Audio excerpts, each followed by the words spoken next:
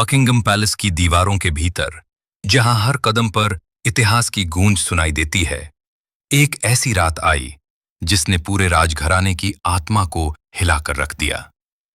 शाम के धुंधरके में जब शाही गलियारों में मोमबत्तियों की रोशनी फैली हुई थी, राजा चार्ल्स अपने निजी कार्यालय में अकेले बैठे हुए थे, एक ऐसे मौन के बीच जो कुछ ही क्षणों में एक तूफान बनकर फूटने वाला था। उनके सामने रखी लिफाफे पर शाही मोहर नहीं थी, बल्कि एक निजी प्रयोगशाला का चिन्ह था, एक संस्था जिसे सामान्य जनता तक भी कम ही पहुंचा जाता था।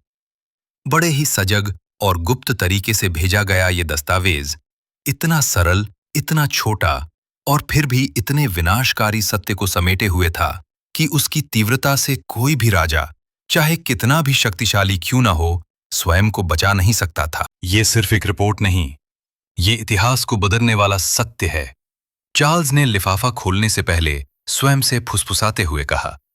जब उन्होंने आंखें बंद करके कागज को हाथों में लिया, तो ऐसा लगा जैसे पूरा कमरा धीरे धीरे घूमने लगा हो। हर पंक्ति में दर्ज निष्कर्ष उनके हृदय पर किसी भारी घाव की तरह उतर रहे थे। डीएनए परीक्षण ने पुष्टि की थी कि राज परिवार से जुड़े एक लंबे समय से दबाए गए रहस्य, एक गुप्त प्रेम संबंध, पूरी तरह सत्य था। वो प्रेम संबंध जिसके बारे में कभी सिर्फ अफवाहें थीं, कभी कहा जाता था कि वो मात्र मीडिया की कल्पना है, और कभी राज दरबार के वरिष्ठ सदस्यों ने उसे पूर्णतः असत्य घोषित कर दिया था। अब उसी संबंध को वैज्ञानिक प्रमाणों ने निर्विवाद रूप से सही सिद्ध कर दिया था। उस क्षण राजा चार्ल्स का हृदय सिर्फ टूट नहीं रहा था, वो अपने ही हाथों से अपनी सबसे पवित्र मानी जाने वाली संस्था राज सत्ता को डगमगाते हुए अनुभव कर रहे थे।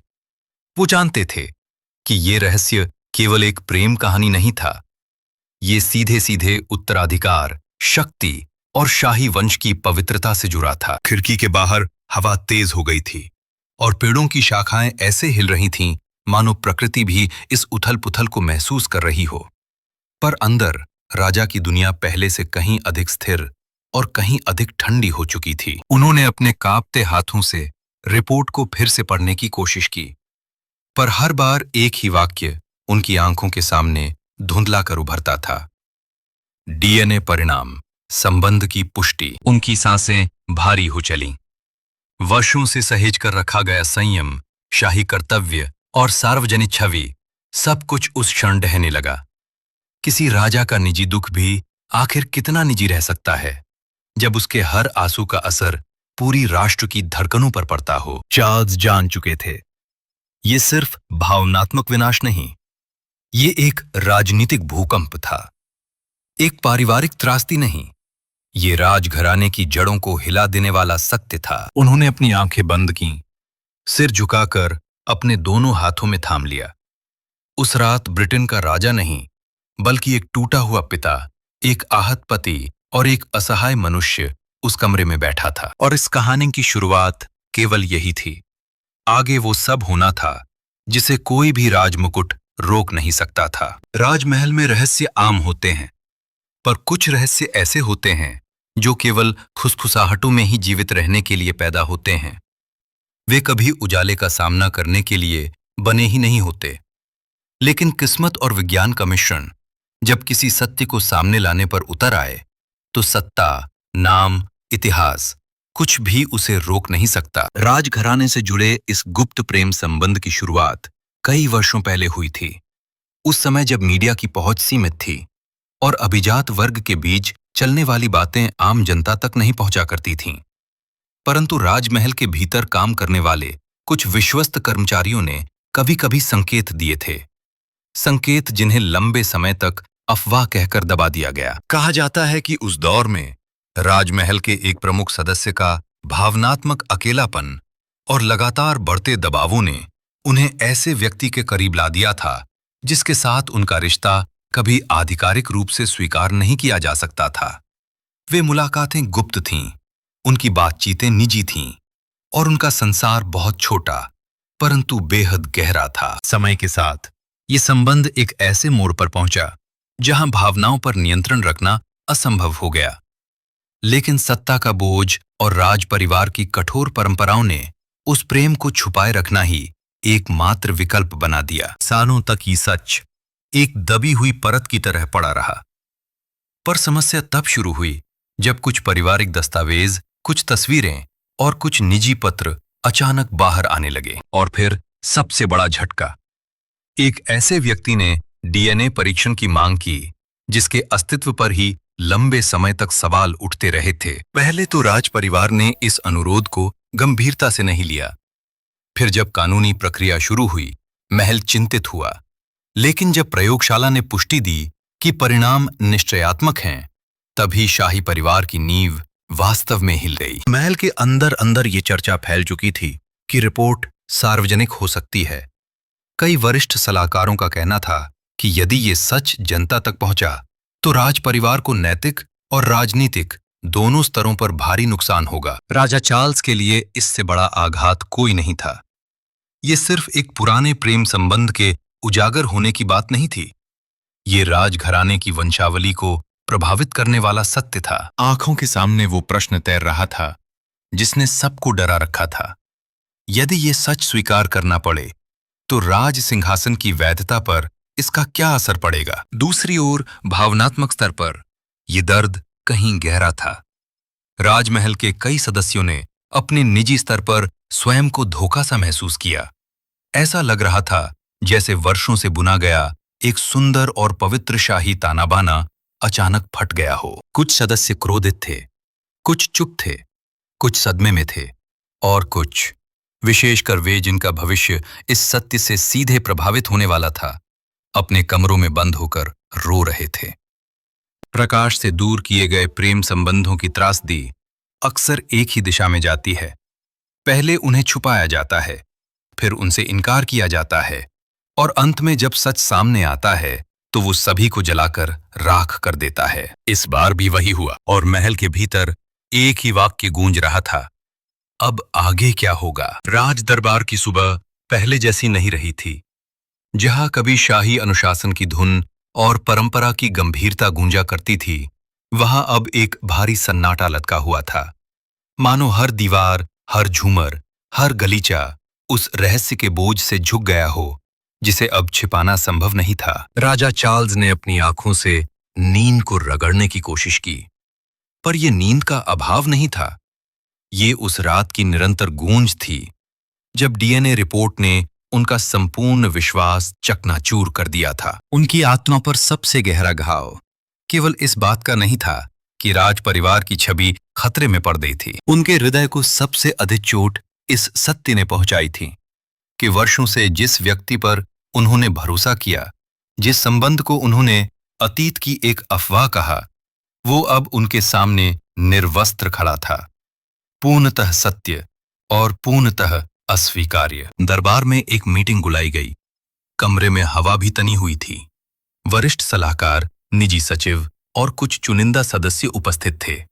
हर कोई अपनी सीट पर कठोर भाव के साथ बैठा हुआ, मानो किसी भूकंप के बाद बचे हुए पत्थरों के बीच खड़े हों। सलाहकारों ने राजा से कहा कि स्थिति कितनी नाजुक है।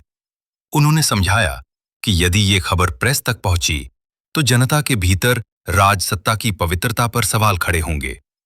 कुछ ने सुझाव दिया कि परिणामों को चुनौती दी जाए, कुछ ने कहा कि दूसरी लैब में जांच कराई जाए, पर चार्ल्स चुप थे। उनके भीतर एक ऐसा युद्ध चल रहा था जिसका अंदाजा किसी को नहीं था। एक ओर राजकीय कर्तव्य था, वो कठोर मुखौटा जो वर्षों से उनके चेहरे पर लगा हुआ था।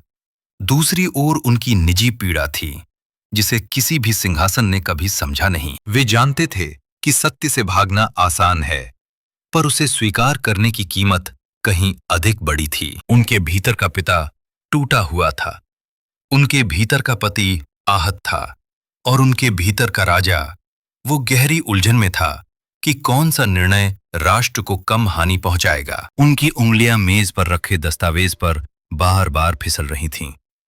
उस एक शब्द ने डीएनए उनकी पूरी दुनिया को पुनः लिख दिया था। कमरे में उपस्थित सदस्यों के चेहरे पर एक ही प्रश्न था जिसे पूछने की किसी में हिम्मत नहीं थी। क्या राजा जनता के सामने इस सच्चाई को स्वीकार करेंगे? चार्ल्स ने कुछ देर बाद धीमी आवाज में कहा, सत्य को मिटाना आसान है, पर उसके दाग हमेशा लौट आते हैं। ये कहते हुए उनका गला भर आया। उन्होंने अपनी आंखों में उभरती नमी को रोकने की कोशिश नहीं की। ये वही क्षण था जब सभी ने पहली बार देखा कि राज मुकुट भी किसी व्यक्ति के दुख को पूरी तरह ढंक नहीं सकता। उनके टूटे हुए विश्वास का प्रभाव केवल व्यक्तिगत स्तर पर नहीं था, ये राजमहल की राजनीति, रिश्तों और भविष्य सब पर एक ही वार में गिरा था। और अब जो आगे होना था वो केवल भावनात्मक संघर्ष नहीं, बल्कि अस्तित्व की लड़ाई थी। गुप्त प्रेम संबंधों की कहानियां अक्सर काल्पनिक प्रतीत होती हैं, पर जब वे राजघराने के भीतर घटित होती हैं तो उनका हर पल इतिहास बन जाता है। इस विशेष प्रेम संबंध का सच भी कुछ ऐसा ही था।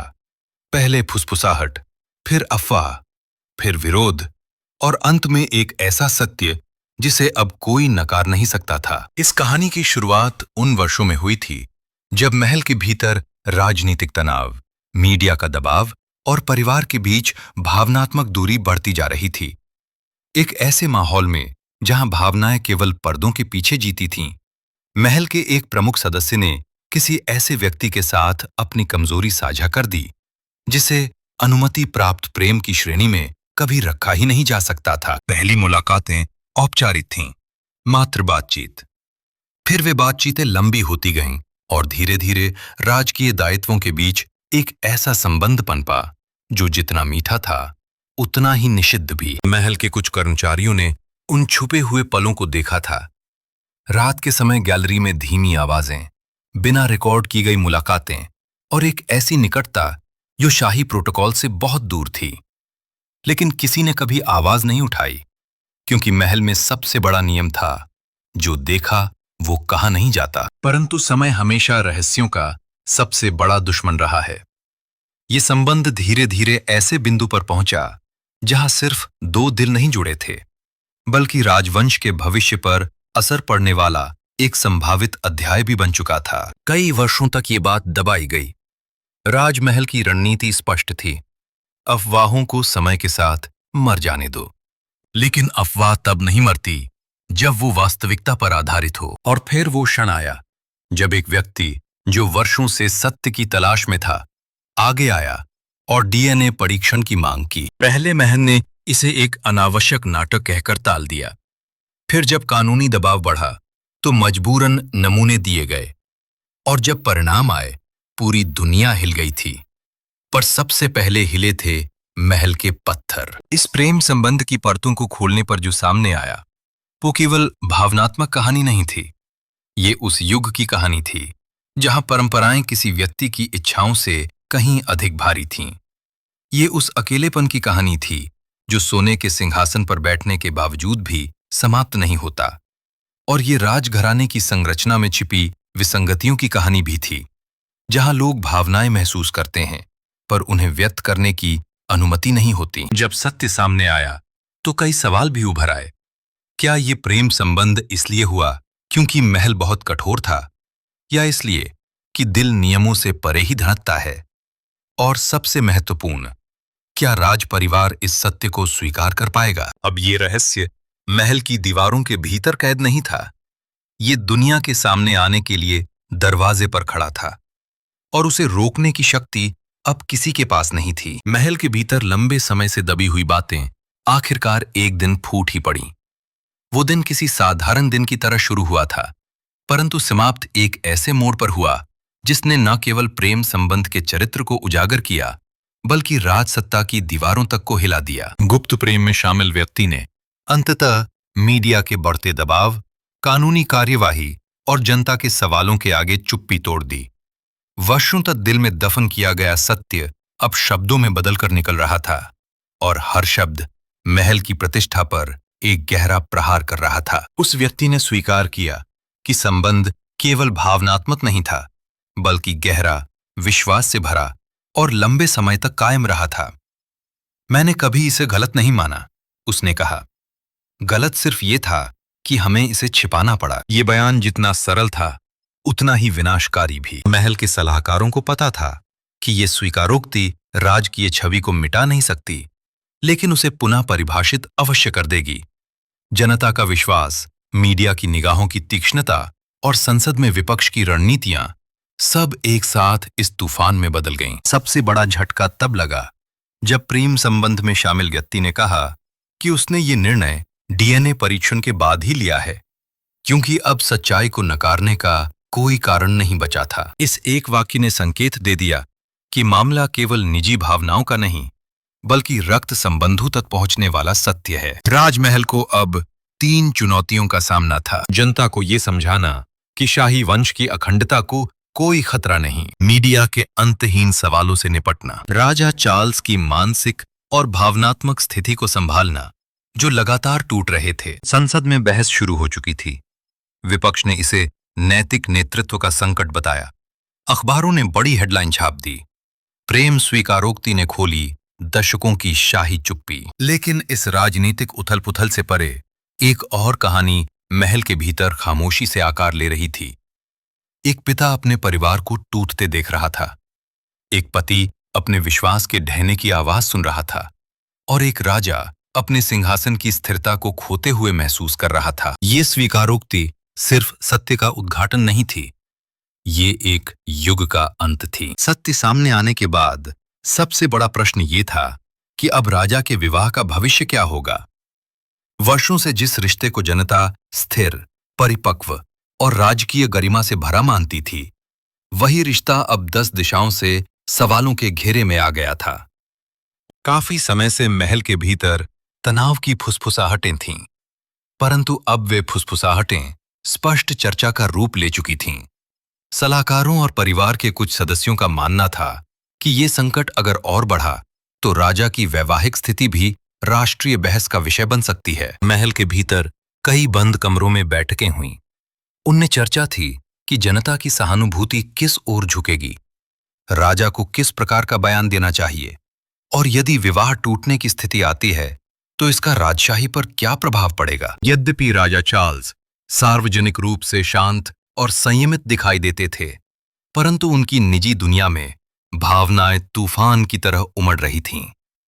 उनके विवाह में पहले से मौजूद खामोशियां अब और स्पष्ट हो गई थीं। कुछ विश्वस्त सूत्रों के अनुसार राजमहल में ये चर्चा भी हो रही थी कि यदि जनता इस विवाद को राजा की व्यक्तिगत त्रुटि के रूप में देखती है, तो क्या शाही विवाह को बचाना होगा या क्या इसे समाप्त कर देना चाहिए। वहीं दूसरी ओर राज परिवार के कुछ सदस्य ये मानते थे कि विवाह को बनाए रखना ही राजसत्ता की स्थिरता के लिए आवश्यक है। उनका कहना था कि राजा की निजी लड़ाई को राष्ट्र की स्थिरता को खतरे में नहीं डालना चाहिए। परंतु समस्या कहीं गहरी थी। भावनात्मक स्तर पर राजा बुरी तरह टूट चुके थे। उनकी आवाज में, उनकी आंखों में और उनके अकेलेपन में सब जगह एक गहरा संघर्ष दिखाई दे रहा था। डीएनए सत्य के बाद उनके विवाह पर उठे सवाल उनके भीतर नए घाव खोल रहे थे। क्या वे ऐसे रिश्ते को जारी रख पाएंगे जो अब विश्वास की नींव से हिल चुका था? क्या उनकी पत्नी इस संकट में उनके साथ खड़ी होंगी, या क्या ये तूफान उनके रिश्ते की अंतिम परीक्षा साबित होगा? महल के बाहर जनता लगातार प्रतिक्रिया दे रही थी। कुछ लोग राजा के लिए सहानुभूति दिखा रहे थे, कुछ इसे नेतृत्व की अस्थिरता मान रहे थे, और कुछ ये पूछ रहे थे कि क्या राजसत्ता अब केवल परंपरा है या नैतिकता का प्रतीक भी। इन सवालों के बीच विवाह का भविष्य अनिश्चितता की धुंध में लिपटा हुआ था। राजा अभी भी चुप थे, परंतु उनकी चुप्पी ही सबसे बड़ा संकेत थी कि आने वाले दिनों में महल में बहुत कुछ बदलने वाला है। जब किसी राजघराने का विवाद वैश्विक सुर्खियों में छा जाता है तो उससे बच निकलना असंभव होता है।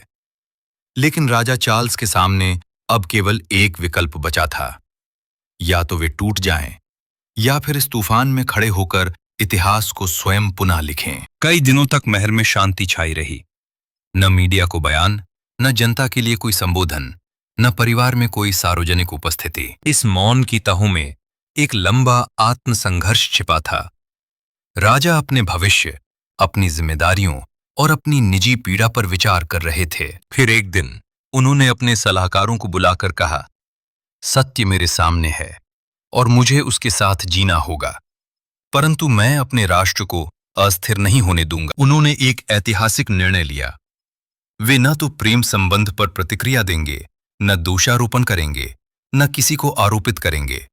वे केवल शांति और स्थिरता को प्राथमिकता देंगे। राजा ने समझ लिया था कि कुछ घाव ऐसे होते हैं जो कभी पूरी तरह नहीं भरते, परंतु वे घाव ही किसी व्यक्ति को मजबूत भी बनाते हैं। मीडिया ने उनके इस निर्णय को राजकीय परिपक्वता कहा। जनता ने उनकी चुप्पी में दर्द को गरिमा के साथ सहने की क्षमता देखी। परिवार के कुछ सदस्य अब भी हिल चुके थे, लेकिन राष्ट्र ने राजा में एक नई दृढ़ता महसूस की। संकट अब भी पूरी तरह समाप्त नहीं हुआ था। डीएनए सत्य हमेशा इतिहास का हिस्सा रहेगा। प्रेम संबंध की परछाइयां लंबे समय तक महल की दीवारों पर तैरती रहेंगी। लेकिन राजा चार्ल्स ने तय किया कि वे इन परछाइयों को अपनी पहचान नहीं बनने देंगे। उन्होंने अपनी डायरी में अंतिम पंक्ति लिखी, तूफान आएंगे, सत्य सामने आएगा, पर राजा वही है जो टूट कर भी खड़ा रह सके। और इसी दृढ़ निश्चय के साथ एक युग का अंत और एक नए युग की शुरुआत शांतिपूर्वक उसी महल में हुई जहां इतिहास कभी सोता नहीं, सिर्फ प्रतीक्षा करता है अगली कहानी के जन्म की।